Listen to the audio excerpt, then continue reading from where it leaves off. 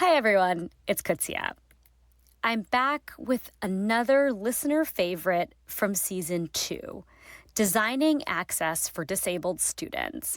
I spoke with Roger Ideishi about his efforts to challenge traditional approaches to occupational therapy by insisting that students with intellectual and developmental disabilities play a central role in shaping their own classroom experience.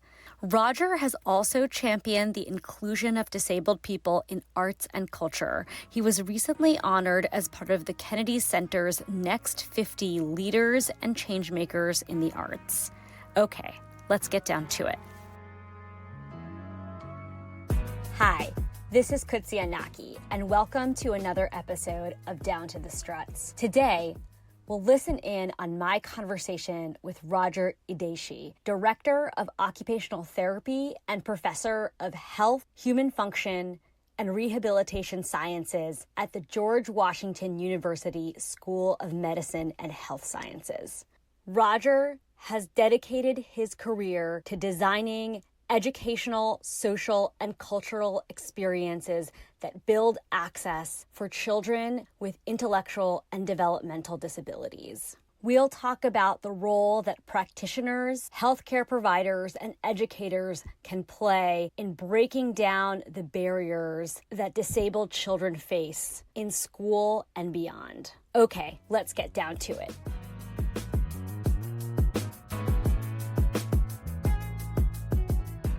Thank you so much, Roger, for joining me for this interview on Down to the Struts. I'm really delighted to have you today. Great. Nice to be here. Wonderful. So I was wondering if you could start by telling our listeners a little bit about yourself. What led you to study law and occupational therapy and the journey that kind of brought you to direct the occupational therapy program at GW's medical school? I've been an occupational therapist for 36 years, and my initial education and training, was occupational therapy out of college. And I think I was drawn to occupational therapy. I think I've always had this service orientation in my upbringing. I'm a third generation Japanese American, and my father and his family were held in the American internment camps during World War II. So growing up with this knowledge, I think it did impact me in some way. And while my family really didn't talk about their days in the internment camps very much, I definitely knew about it. And it always struck me as unjust and un-American. So, having this knowledge, I think that really influenced the way I looked at the world. I grew up in the 60s, and I distinctly remember seeing the news about civil rights protests and the assassination of Robert Kennedy and Dr. Martin Luther King Jr. And I think all of those things in combination really formed a particular view of the world for me. So I think justice was a concept that always fascinated me, actually injustice was a concept that I think always fascinated me. When I went to college, my initial thoughts would be to maybe be a history or geography teacher, but when I was in college, I started doing some volunteer service activities at schools, and I noticed the occupational therapist working with students, and it just drew my attention, and I decided to apply to occupational therapy school. I went to University of Washington in Seattle. After I graduated as an occupational therapist, I started working full-time, and I was working in New York at the time. And at the time, many of my clients were really a result of violence. And I started having this feeling that my work as an occupational therapist, helping to rehabilitate people from traumatic wounds, from guns or knives or domestic violence. I mean, it was a very important needed service, but I had this draw that more needed to be done at the root issues so that I wasn't seeing all these patients after the fact. And so I started studying public health and became interested in social policy. And that's when I decided to go to law school to really gain a deeper understanding of the legal system and social policy that may be influencing or impacting why a certain group of people were faced with these constant environments that were challenging to live in. So that was my original intent going to law school. Coming out of law school, I got involved in insurance and contract work at a hospital. It just wasn't rewarding enough for me. So I knew I had this skill as an occupational therapist, and I just returned to the clinic. and really started to take on more leadership roles in building programs and systems for people with disabilities living in the community. I did that for a number of years, and then a colleague of mine asked me if I wanted to teach.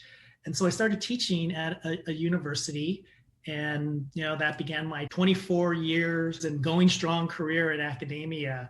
I was the former director of occupational therapy at Temple University, and I developed a research agenda really addressing community accessibility and participation for people with disabilities. And I primarily focused on children and youth with developmental disabilities and their families engaging in the community. And while I had a pretty satisfying career at Temple University, the opportunity at George Washington University came up. And at George Washington University, an opportunity to build a new occupational therapy program was really enticing to me. And while my time at Temple University was wonderful, I was working with an existing curriculum and framework, and it was a lot of retrofitting and trying to embed some of these what I felt were emerging issues and needs of the community. But at GW, I had this opportunity to build a new innovative program that really begins to train effective practitioners and to infuse these new values and roles, particularly in the areas of justice and advocacy, which I think are important roles for any healthcare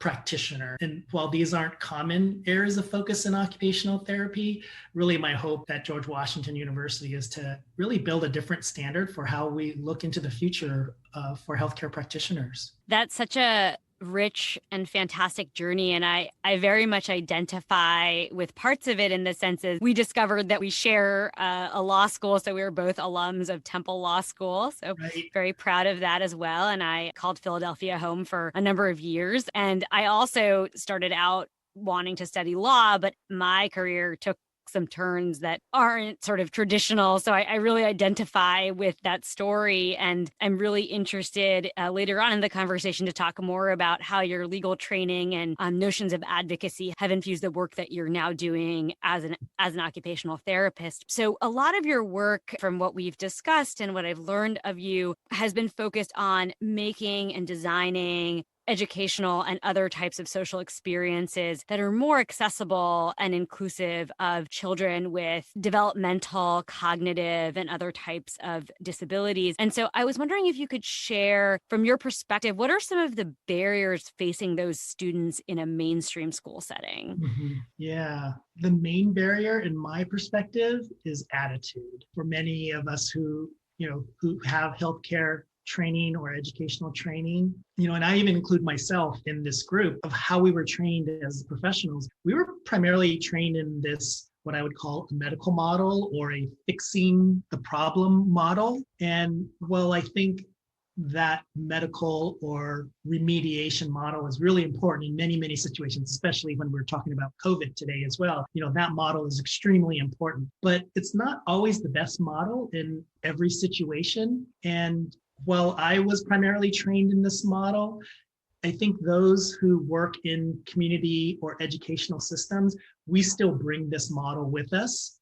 And I think there's a lot of limitations and constraints to using this model in the community or in an educational setting. And so I think a lot of the barriers really are attitudinal and knowledge for those practitioners working in the community.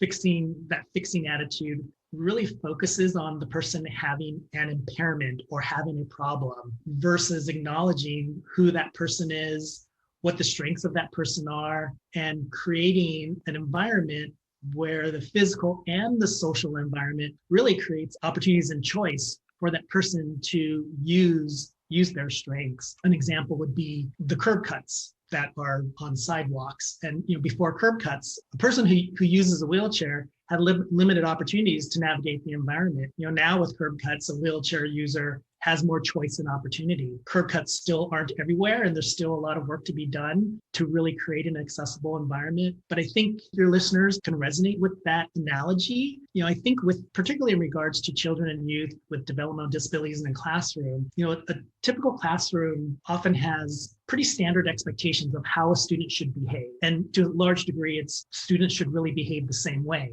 whether it's sitting down for story time or completing an art project. There really aren't a lot of opportunities for variation or personal expression. And then when we think about the disabled student who may have a different form of expression or a different way of engaging in the environment, those opportunities just don't exist because of the way we design the classroom or we design activities or lessons. So if you just take the example of story time, for some children, the preference is engaging in a very auditory way, sitting there intently listening to the storyteller. But for many other students, their preference might be through movement or through voice or through some other means. Why not embed movement or voice experiences within the storytelling experience? Why does it have to be unidirectional or one direction in that storytelling experience? And many times I see students who may have this preference for learning through movement or through voice, trying to really sit during story time because that's the expectation. But that student is distracted, is fidgety. There's no other opportunities for personal expression or what their preference is for learning. I think if we use the student's strength, I think it is possible to gain more attention and more engagement from that student. So I think a lot of the barriers really, as I started out saying, it's really attitudinal by these practitioners in their ability to be creative, to be flexible, to be fluid, to adapt and create multiple opportunities for the student. I was even one of those practitioners who, like, you have this plan, you got to stick to it. I was one of those as a young therapist. But once I really began to change my perspective, change my attitude about what is possible, and began to explore other ways of engagement that really derived from the strengths of the student, I really started to see much more engaged students in the learning experience. And that's sort of what set me on this road to what I do today.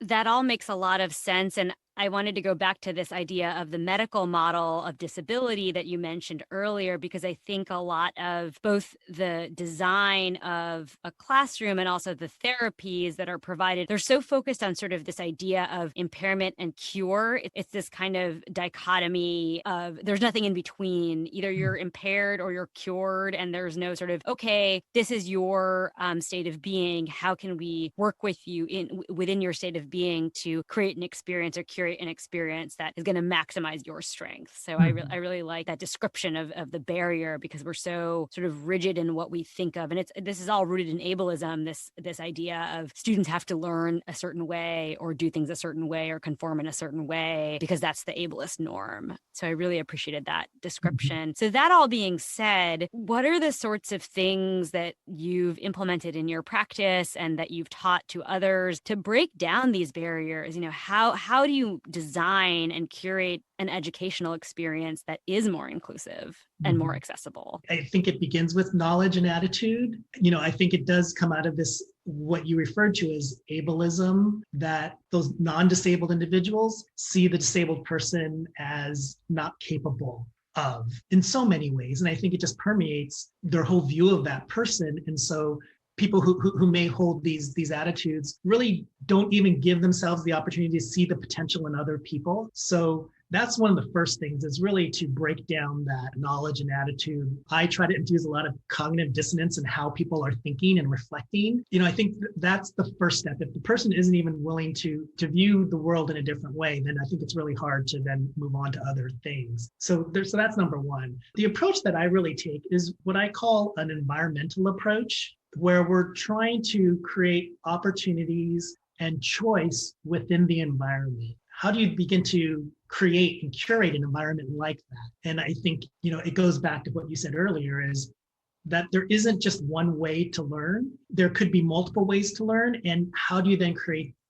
that type of environment? Going back to just that simple example of story time, that you actually build into that story time, you build in movement, you build in voice, you build in other things that somebody can enter that experience. So there is a lot of intentionality in how you create that environment. That's sort of the approach that I've used when I'm in the classroom or when I talk with other students in, what are they creating? Are they only creating one opportunity, or are they creating multiple opportunities in that experience? I think that's another way to do that. But that takes a lot of training and flexibility and adaptability, to create those environments. The other thing that I think often throws a lot of practitioners and students off balance is that sometimes you have to actually change in that moment, and being able to quickly modify that experience in that moment, it's very challenging to do. But really trying to support practitioners and support students in having that really adaptive thinking and not getting stressed out when you might have to change things midstream. That's at least in a foundational way how I've worked with students and practitioners and how to support and facilitate this more adaptive way of learning. Could you give an example of where that could play out in like a classroom scenario? Yeah. So something even as simple as, sometimes I walk into a classroom and I think sometimes people have this idea that a rich environment means more. I talk about opportunities and giving lots of choice. I think sometimes people will often think that, well, let's just put more in the environment, and that gives more choice, and it also makes it more enriching. For some students, that actually might be very disorienting because they have too many choices. There may be too many opportunities, and to make a choice is really stressful. And so something as simple as just covering things up, that changes the environment very quickly. And it helps to focus and direct visual attention or tactile attention in some way.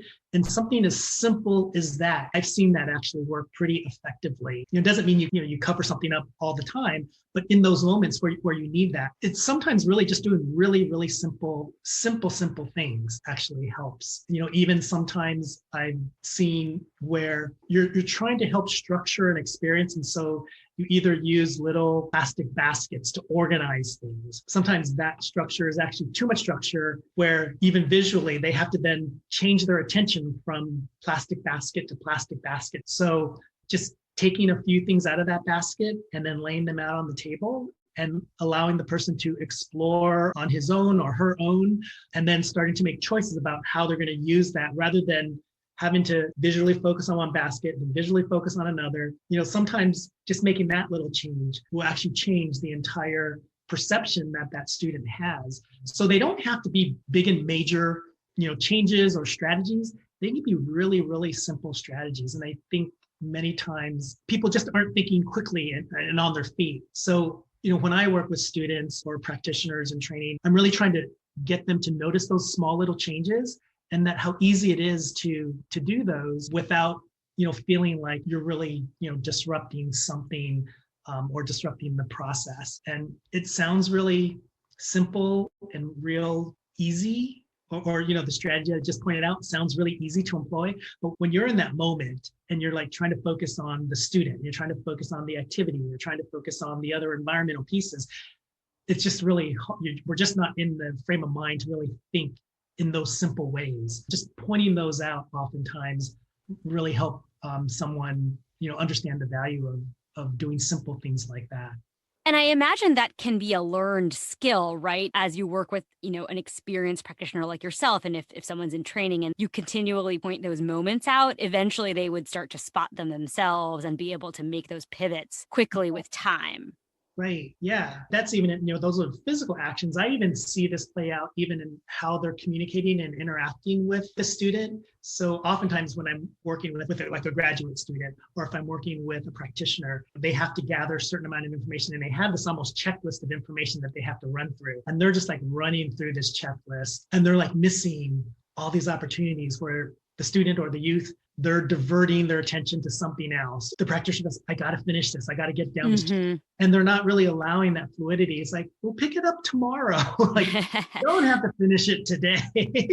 Or, yes, I understand you have to get this report in by the end of the day, but there's ways to document some of that fluidity, and it's okay. And I think that's, again, another sort of attitudinal experience that I see with many younger therapists, where they have these tasks to do and they're so focused on these tasks rather than focusing on the needs and the preferences and the fluidity of that student, that they're not moving with the student. And that's really hard to let go. And that, I think, does come from the medical model training. So part of it is just like, relax, it's okay. If you don't get to everything, it's fine. That's a tough one for many people to get over. And I think the root causes of that are, the way that you are trained in, say, for example, in a school setting, in a medical or occupational therapy school, you're trained to hew to that checklist. You're trained to, I have to do X, Y, and Z. And so if you were unencumbered from those requirements and you were judged as a practitioner on a different basis. So I'm going to go off on a little bit of a tangent here, but I'm curious about this as someone who is does research and policy work. Now that you're building this program at GW, have you thought about restructuring even how you evaluate your practitioners in training, like in terms of what are their metrics of success? Is that something that you've been rethinking as you build this program? Yeah, I have. I mean, there's two things that I've been thinking about lately a lot. How to infuse this into the curriculum is really a reflective practice, and how to have this reflective, almost reflective practice, so that they're in this moment and they may be stuck, or they feel they have to make this decision, and they just make this decision very reflexively, rather than being reflexively reflective. Like, okay, I'm in this moment, let me just sit back and let me reflect on it first before I actually just act on it. And so I've been thinking about how we infuse more reflective practice all the way throughout, and have the graduate student feel more comfortable with that reflective experience, and that's okay. So that's one thing I've been thinking about a lot. And the other thing I've been thinking about, at least, and I think we might get to this later on when we talk about advocacy, is really understanding the whole continuum of the social systems we function in. Mm-hmm. And, from the personal level and the immediate personal level, all the way through these larger macroscopic social levels that include policy and how society is structured. Just if I can go back to law school, I think that's one thing that I actually gained from law school. Even though I don't practice law, my understanding of that continuum is much greater and much deeper than if I didn't go to law school. And I know in many healthcare professions, and particularly occupational therapy, we don't teach that, how these different systems interrelate and how they're connected over a continuum of time, over a continuum of someone's life. And that's something I want to build in much more into the curriculum, so the graduate really understands this whole continuum of experiences and systems that we function in. Yeah. And this also extends to, okay, what is required to get an occupational therapy license? What are the standards of the profession even? Mm-hmm. Because if you feel that you need to adhere to these certain standards that don't really comport with what you actually need to do to be successful in interacting with students, then you're kind of in this weird conflict with yourself, because you want to do what's right for the student, but you have these broader standards you have to adhere to that are not always consistent with what is needed in those moments. Right, absolutely. And I think I don't want to call it a dilemma, but I think that's my challenge. And how do I situate all of this? And I do think it's possible, when we are teaching very specific strategies on how you evaluate someone's motor skill. I think there's a way to really contextualize that and talk about, well, why are you evaluating it and for what purpose? And then what is the ultimate outcome that you are, that you're trying to achieve? Is it just a motor function, or is it to participate in the Little League? Or is the purpose really to do something that's really engaged in your role in society? If the practitioner can see that entire thread, mm-hmm. that it's more than just a motor skill. And then you begin to make different decisions based on that. And then the types of therapeutic strategies and therapeutic activities that you embed in that, you begin to make different decisions. That's my personal belief. Yeah. And I think, again, like that is something that's really rooted in ableism, this idea of you have to know how to move your hands in a certain way. And that's your metric of success, as opposed to, I'm a child, I really want to play Little League and be able to grip the bat. That's my metric of success. I remember experiencing this as a blind person, receiving various types of therapies and rehabilitation services. And for a long time, because I did have a considerable amount of usable vision for much of my childhood, the focus was always on, we want you to use your eyes to do things, as opposed to, okay, what are the things that you need to accomplish? What are the tools that we should use to help you do that easily and efficiently? And then, so because that the latter was not really the question at hand, I found myself, because the imperative was to make me use my eyes, I often would be really weary at doing something because it was just too hard with my eyes. Whereas if we had focused on, okay, what is the thing that needs to get done? Maybe a sighted mechanism for doing that is not the best approach. Maybe we need to use some other mechanism, Totally agree with you on that. And there's plenty of literature in the learning literature, educational literature that really demonstrates the efficacy of approaching situations that way that really result in more meaningful outcomes for that user. That outcome isn't derived from me as the so-called expert practitioner. That outcome is really derived from the actual user and what they want to do and how they want to do it and how they perceive their own efficacy in engaging in those experiences. And I think that is a very different way of thinking about the outcomes that we engage with the people that we serve. Yeah. And so that leads me to another question, which is, we've talked a lot about the practitioner perspective and kind of how, broadly speaking, as a profession to design experiences in the classroom. But I'm curious about, there's the practitioner and there's what you learn in school as an occupational therapist. But what are other important areas of input, other vantage points or other perspectives or points of view that you think are important when trying to identify what's the best path forward in working with a particular student? I mean, all students are unique and different in their needs, and oftentimes cognitive, behavioral, developmental disabilities manifest so uniquely in people. And so what sources should practitioners look to outside of their own training to get to the right answer in terms of, or the best answer in terms of how to achieve those goals we just talked about? Well, definitely starting first and foremost with the student. What do you like? What do you want to do? How do you want to do it? What's comfortable for you? Just really starting first and foremost with that student. And then who's in that immediate environment that really provide that social network. Sometimes it's support, sometimes it's not support. The person is just in that environment that engages with that student. Oftentimes that's the parent or caregiver, seeking that input from the parent and caregiver. And then it's really a whole team experience with the teacher, the special instructors, speech therapists, occupational therapists, other people. The other thing that I think is often overlooked is the students' peers and gathering input. I think there's a lot of input and knowledge to be gained from the students' peers, disabled and non-disabled peers. And I think that's really important. I've always sort of thought we need to take the special out of special education, really creating these environments so that disabled and non-disabled students really learn to engage in diverse ways and realize that you can engage with people in different ways and that you respect those qualities and the strengths in other people. That's not special education. That's just education. That's just human development, and creating an environment where disabled and non-disabled peers are really engaging with each other, making friends, showing respect, learning how to communicate in different ways. Those are important places to gather information.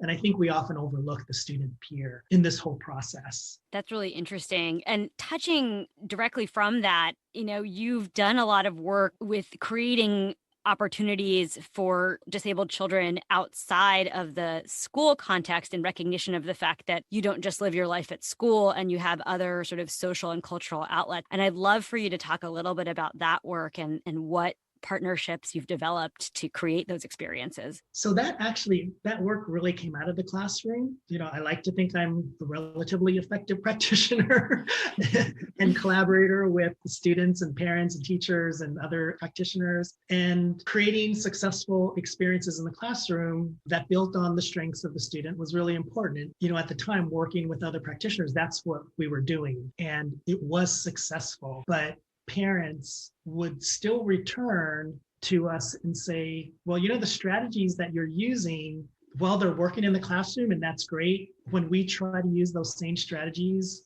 outside of the classroom, in our home or in the community, those strategies don't exactly work the same way, or the outcome isn't exactly the same. So what other strategies do you have for us? That meant that the classroom strategies that were working, we had to change them. And in some ways, I started thinking, well, why aren't they working? And myself and the other practitioners I was working with, we actually realized that in the classroom, we created such a supportive, successful environment that the students were experiencing this success. But we created that environment. We actually controlled that environment for success. Like I said, just covering something up. We created this environment that created success, but we controlled all these factors. When a student's at home, or when that same student is out in the community, there's no controlling of factors. And so the student's ability to transfer those strategies and skills that were being reinforced in the classroom, they just didn't necessarily transfer over into the community in the same way. And I think that's what struck us, that we needed to come up with other strategies. We needed to create other opportunities that really challenge the student to engage in these unpredictable, uncontrolled situations. And so we started to look out into the community and who wanted to partner with us at the school to create these opportunities, recognizing that you're not just going to throw these students out into the community, that if we build these experiences and scaffolded these experiences, so the students started to engage with this unpredictability and develop their own strategies on how they were going to manage those, that's what we wanted to do. So we reached out into the community, and we really just started asking anyone in the community, the grocery store, the Little League in the neighborhood, the museum, the zoo, things that families wanted to do when they were out in the community or just not in a school environment. And we started reaching out to these various community groups, and many of them were helping us. We partnered with the grocery store, we partnered with other organizations. But what started to happen over time, over the couple years that we were doing this, the arts and culture sector, they were the ones who partnered with the most enthusiasm. Museums and theaters and other arts organizations, community arts centers, they were just the most enthusiastic in supporting this effort. And that just continued to grow. I would say the majority of our partners were arts-based organizations. We started to write these small little grants to really bring more arts into the classroom so that students can experience this more unpredictable creative expression within the classroom. So they were experiencing that in class, and we were controlling everything all the time, and then moving that out into the community. And we started writing these small grants. We started partnering here in Philadelphia. We started partnering with organizations like the Pennsylvania Ballet. There's a community arts organization, Talia Puerto Ricano. It's a community organization, but they had different arts programs as well. Dance studios, teaching salsa and other dance forms. We just started partnering with anybody who was really interested in this work. And we just sort of built this repertoire where artists would come into the school, and then students would then go out into the community, and they had this connection with this art form. There was some familiarity for the student, and so there was this focus and connection to the art form. But then students had to then begin to learn how to engage with these unpredictable environments. I remember one student where in the classroom, a dancer from Pennsylvania Ballet was coming in the classroom and just teaching creative movement and getting the students to move in different ways. And we had a student who really just had difficulty initiating movement, creating sequenced movements. And we physically had to sort of help this student figure out some of these movement patterns. And eventually he would kind of get it, but he really had a hard time. This was in the classroom. And then we went over to Pennsylvania Ballet at the Academy of Music to see his teacher dance on stage. And he saw his teacher on stage. He stood up from his seat and he just started dancing. And the teachers, the therapists, we were just amazed that this other context and these other factors just really facilitated his own self-initiated movement that we struggled with in the classroom or back at the school. And so again, that just taught us that these community experiences were really important for the students' learning and development. So it was really arts organizations that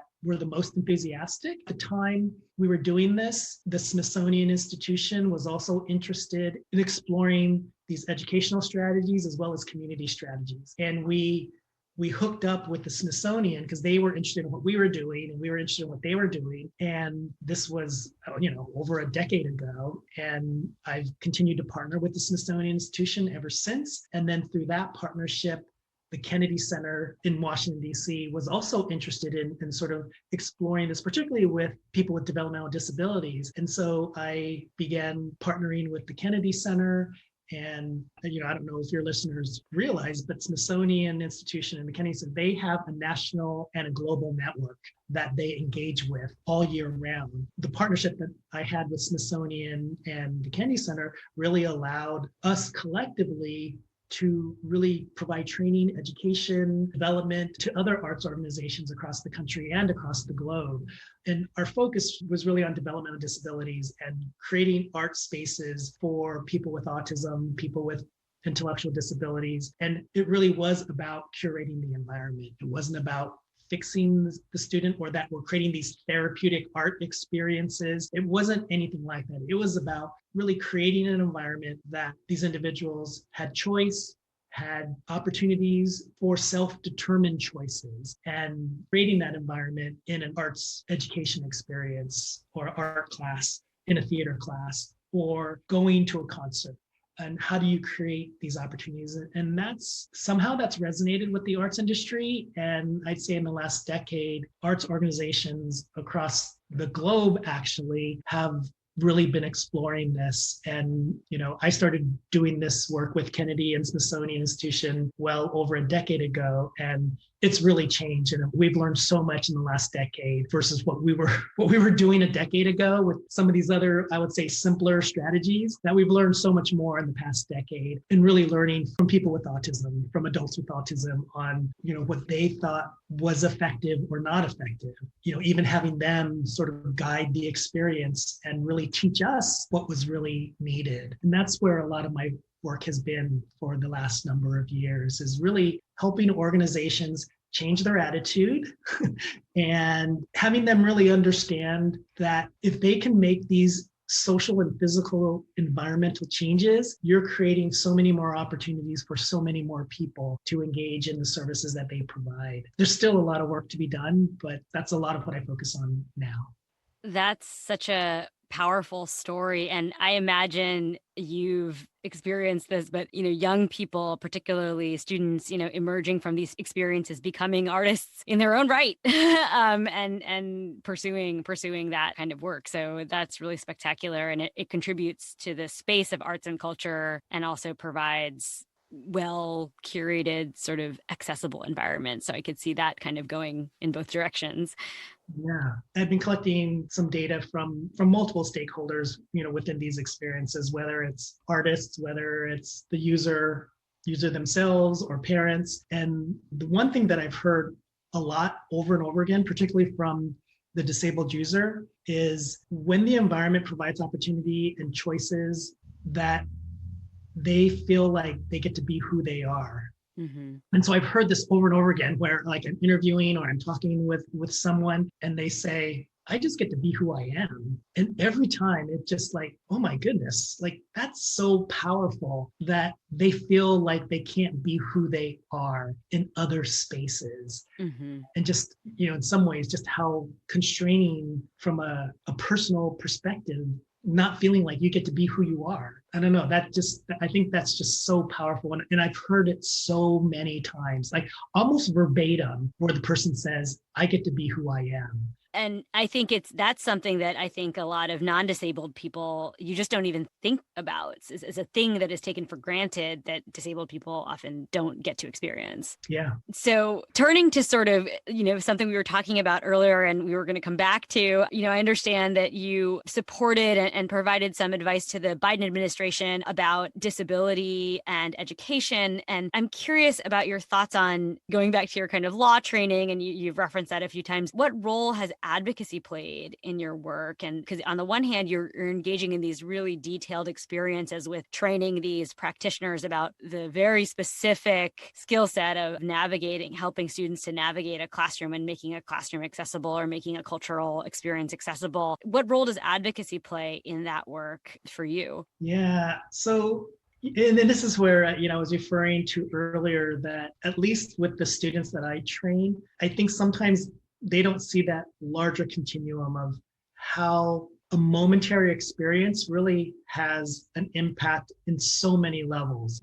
We're so trained to really look at the immediate situation and not realizing that a lot of what we do as practitioners, we're regulated by what we can do and how we can do it, or when we can do it, or how often we can do it. And where do those decisions come from? They come from, many times, they come from state or federal legislation. And I don't think many practitioners truly make that connection. Sometimes I either hear them just complain about things, As but we all do. not really understanding why they have these constraints, or not understanding the opportunities that the legislation gives us as well, because they may have these ideas that they can't do something because someone told them something. And I'm like, well, where did you hear that from? And I go, well, the IDEA, or the disability education federal legislation, doesn't really say that. There is actually language in there that really supports you in developing community experiences.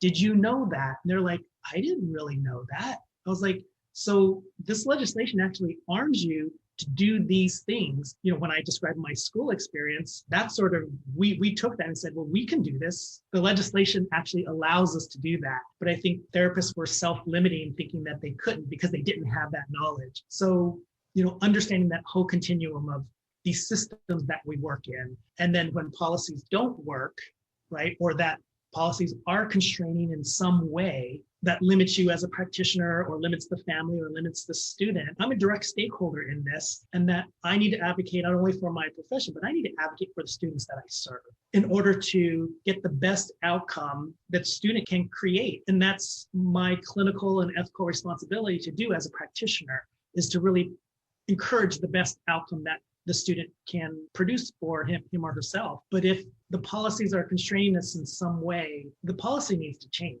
And I think a lot of people think policies are static. And again, as you know from our law school training, we know nothing is really static. You can argue anything, you can find another perspective, you can interpret something in multiple ways, and that's really the skill of the lawyer. But I think my training actually helped me to think of things in that way. When I think there needs to be other interpretations or other ways to advocate or to interpret a policy or to generate a policy, I think we have a responsibility to inform, to educate, to enlighten, to bring other facts to the table that maybe weren't brought there before, because those policymakers may only have a few perspectives. And I think the more input and the more perspectives, I think, are really helpful for the policymaker. If the policymaker is only getting information from the same people all the time, and then they create policies and regulations based on that, I think that's a little bit of navel gazing. They think they did a really good job,